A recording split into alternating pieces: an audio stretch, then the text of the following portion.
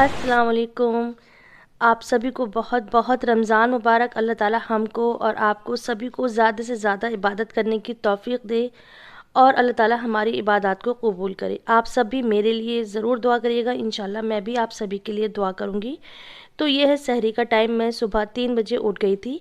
मैं बाहर का व्यू दिखा रही हूँ। बाहर इतनी ठंडा, इतना प्यारा मौसम हो रहा है, बहुत अच्छा। 2 मिनट के लिए मैं बाहर आई थी, थोड़ा फ्रेश हो गई थी, यहाँ पर आकर देख रही थी। उसके बाद मैंने पढ़ी थी तहज्जुद की नमाज़, क्योंकि अभी अच्छा खासा वक्त था। जब हम लोग सहरी में उठते हैं तो कोशिश करते हैं, और सभी तो पढ़ लेते हैं, लेकिन ये होता है कि मुझे जल्दी जल्दी किचन में जाना होता है, तो थोड़ा मैं इतना मार्जिन लेकर उठती हूँ कि पहले मैं तहज्जुद की नमाज़ पढ़ लूँ।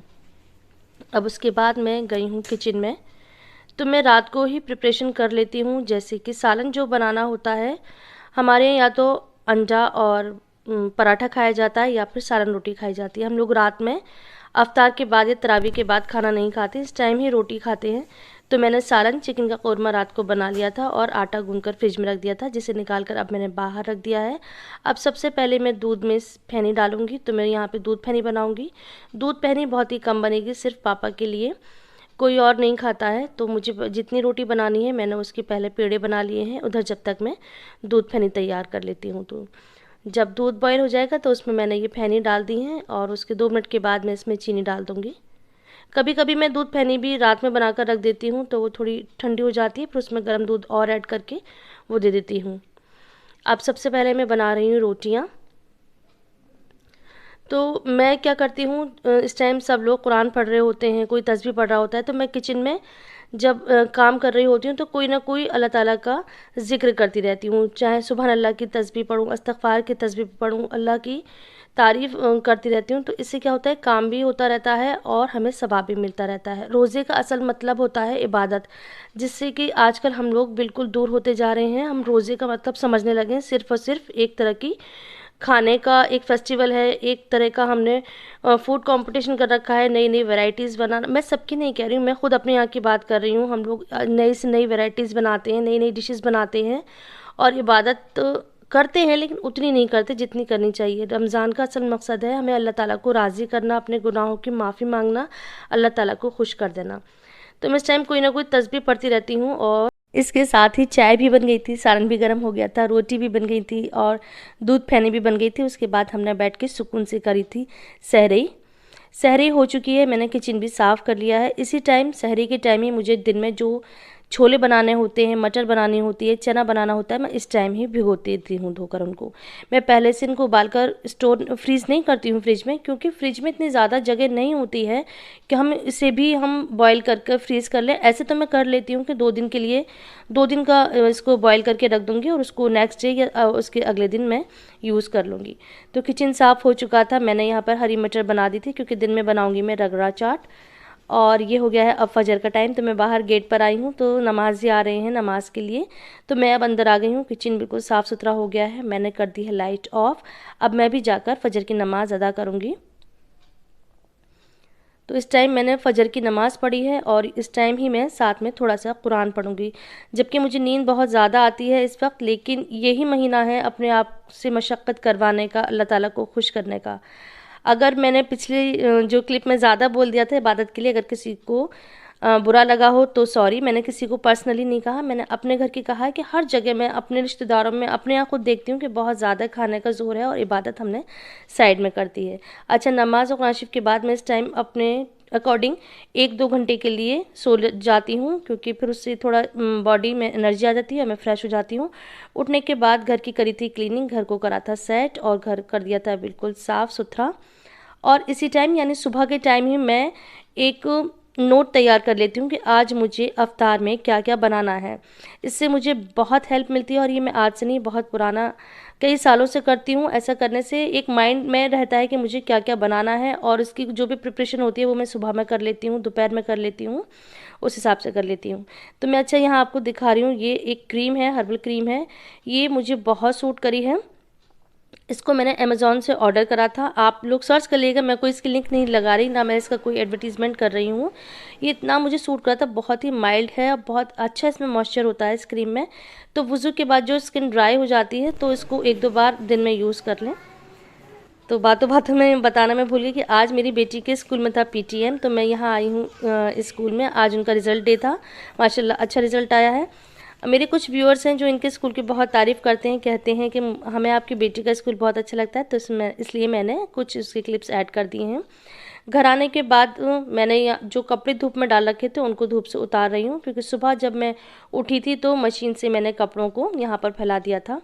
अब जब मैं आई थी ऊपर धूप में कपड़े अंदर लेने के लिए, तो देखा था प्लांट ड्राई हो रहे हैं, तो इसमें इसी टाइम मैंने पानी डाल दिया है। वैसे मैं पानी डालती हूँ सुबह के टाइम, जब घर की सफाई नहीं हुई होती है उससे पहले ही पानी डालती हूँ, लेकिन आज मैं सुबह में ऊपर नहीं आई थी, मैं सो रही थी और क्लीनिंग करी थी बाद में, तो इस टाइम मैं ऊपर आई हूँ तो मैंने हाथ के हाथ इनमें पानी भी डाल दिया। रोज़े का मतलब ये नहीं होता कि हम सिर्फ सोते रहें, आराम करते हुए, घर के काम तो करने ही होते हैं, सभी करते हैं, जेंट्स अपना काम करते हैं, लेडीज़ हम अपना काम करते हैं, बच्चे अपना काम करते हैं। इसी के साथ साथ घर के कामों के साथ अब हो गया था ज़ोहर का टाइम, तो इस टाइम मैंने पढ़ी थी ज़ोहर की नमाज़, और इसी टाइम मैं ज़ोहर की नमाज़ के साथ ही पढ़ लूँगी कुरान शरीफ, क्योंकि असर में इतना टाइम नहीं होता है, वो किचन टाइम होता है, तो असर की नमाज़ के बाद मैं कुरान नहीं पढ़ती हूँ, ज़ोहर की नमाज़ के बाद दोबारा से कुरान पढ़ती हूँ। अब नमाज से फ़ारिग होकर मैं अब आ गई हूँ। नमाज और कुरान से फ़ारिग होने के बाद मैं आ गई थी किचन में। जो मैंने सुबह ये रगड़ा भिगोया था, चना भिगोया था, जिसे हम मटर बोलते हैं, कुछ लोग घुंगनी बोलते हैं, इसको मैं पकाऊंगी। तो इसके लिए मैंने इसमें डाली है हल्दी, नमक और बेकिंग सोडा। तो इसको हमने उबाल लिया है। हाई फ्लेम पर 1 सीटी ली थी और लो फ्लेम पे हमने 5 से 6 सीटी ली थी। उधर मुझे बनाने हैं ब्रेड रोल, तो उसके लिए मैंने आलूओं को बॉईल करने रख दिया है। यहाँ पे बनाऊंगी मैं प्याज, आलू की और हरी मिर्च की मिक्स पकौड़ी, तो वो मैंने काट के मिक्सचर तैयार कर लिया है। मैं इस तरह से स्टेप स्टेप में काम करती हूँ। ज़ोहर के बाद थोड़ी सी प्रिपरेशन कर लेती हूँ, जैसे कटिंग है, चॉपिंग है, बॉइलिंग है, तो और फिर असर के बाद में फ्राइंग का काम करती हूँ। तो इस तरह करने से ना मुझे बहुत इजी लगता है, मुझसे एक साथ सारे काम नहीं होते। अच्छा, मैं जो ये ब्रेड रोल की और ब्रेड पकौड़े की स्टफिंग बता रही हूँ, बहुत मज़े की होती है, आप लोग इसी तरह से बनाइएगा। तो एक पैन में हमने 1 चम्मच ऑयल गरम करा है, उसमें ज़ीरा डाला है, उसके बाद उबले हुए हमने इसमें आलू डाल दिए हैं। आलूओं को अच्छी तरह से मैश करा है, उसमें हमने डाला है नमक, मिर्च, खटाई, धनिया पाउडर और कुटी हुई लाल मिर्च, और डाला है हमने इसमें आमचूर पाउडर, यानी जो पिसी हुई खटाई होती है वो। इसको हम मैश कर लेंगे। जब ये मसाले अच्छी तरह से मिक्स हो जाएंगे तो इसमें हम डालेंगे 1 चम्मच के करीब चनकी चाट मसाला और 1 चम्मच के करीब ही हम कसूरी मेथी डालेंगे, और इसको हल्का सा मिक्स कर लेंगे। तो ये बैटर बना के आप अपने फ्रिज में रख लीजिए 1-2 दिन के लिए। तो आप इसे bread roll, bread pakora, samosa बनाएंगे, बहुत ही मज़े की स्टफिंग तैयार होती है। अच्छे स्टफिंग तैयार हो गई थी। अब जो मैंने ये घुंगनी गरम बॉईल करी थी, पकाई थी, अब इसमें मसाला ऐड करने का टाइम है। तो ये मुझे मैंने कहा था ना मैं 2 दिन के लिए बॉईल कर लेती हूँ, अब मैं आधा मैंने उसे उठा के फ्रिज में स्टोर कर लिया है, वो मैं 1 या 2 दिन के बाद निकालूंगी। अब इसमें जो आज मुझे बनाना है उसमें मसाला ऐड करूँगी। तो इसमें मैंने डाला है नमक, मैंने बॉईल करते टाइम डाल दिया, तो इसमें डाला है मैंने लाल मिर्च थोड़ी सी, और खटाई डालेंगे इसमें ज़्यादा सी, जो आमचूर पाउडर होता है वो ज़्यादा सा डालेंगे, और यहाँ पे जाएगा काला नमक, क्योंकि नमक हम पहले ऐड कर चुके हैं। तो मैंने डाला है यहाँ पर काला नमक, लाल मिर्च, कुटी हुई मिर्च और पिसी हुई खटाई, और जितना हमें थिक रखना है उसमें हम पानी डालकर इसको अच्छी तरह से मैश कर लेंगे, और गैस की फ्लेम को ऑन करके इसमें बॉईल ले लेंगे 1 से 2 मिनट के लिए। तो अब ये छोले भी रेडी हो गए। अब बस शाम में मैं इसमें क्या करूँगी, प्याज, टमाटर, हरी मिर्च चॉप करके नींबू इसमें ऊपर से डाल दूँगी। इधर यहाँ मैं ब्रेड रोल की तैयारी कर रही हूँ, तो इसके जो एजेस होते हैं ब्रेड के, वो ब्रेड रोल में अच्छे नहीं लगते, तो वो निकाल रही हूँ। इसका हम ब्रेड क्रम्स बना लेंगे, और हमने यहाँ पे ब्रेड को हल्का सा बेलन से बेल लिया है, प्रेस कर लिया है, और इसको पानी में डिप करेंगे। उसके बाद जो हमने आलू की स्टफिंग तैयार करी है वो फिल करके इसको, आपको जो शेप पसंद हो उस शेप में इसको हम फोल्ड कर लेंगे। आप चाहें तो इसको इसी स्टेज पे फ्रिज में फ्रीज़ कर लें और उसके बाद फ्राई करें। अब ये हो गया है असर की नमाज़ के बाद का टाइम। अब सब लग गए हैं अपनी ड्यूटी पर। तो मेरे हस्बैंड का काम होता है फ्रूट्स की कटिंग करना। फ्रूट्स की कटिंग मेरे हस्बैंड करते हैं। और ये मेरी बेटी है, वो कही थी मम्मा मुझे ब्रेड रोल नहीं खाना है, मुझे ब्रेड पकौड़ा खाना है। तो मैंने कहा बेटा आप जल्दी से अपने लिए बेसन बीट कर लीजिए। तो वो बेसन तैयार कर रहे हैं। और ये मेरे बेटे हैं, उनको फ्राई करने का बहुत शौक़ है, तो कहते मैं फ्राई कर देता हूँ। तो मैं उनके साथ ही खड़ी थी, तो वो ये चीज़ें फ्राई कर रहे हैं। ब्रेड रोल उन्होंने फ्राई करा था, ब्रेड पकौड़ा फ्राई करा था, और जो फ्राइम्स होते हैं वो फ्राई करे थे। बेटी ने फिर शरबत बनाया था। अल्हम्दुलिल्लाह इस तरह से सभी ने मिलकर इफ्तार की तैयारी कराई। अल्लाह ताला सबके घरों में बरकतें कायम रखे।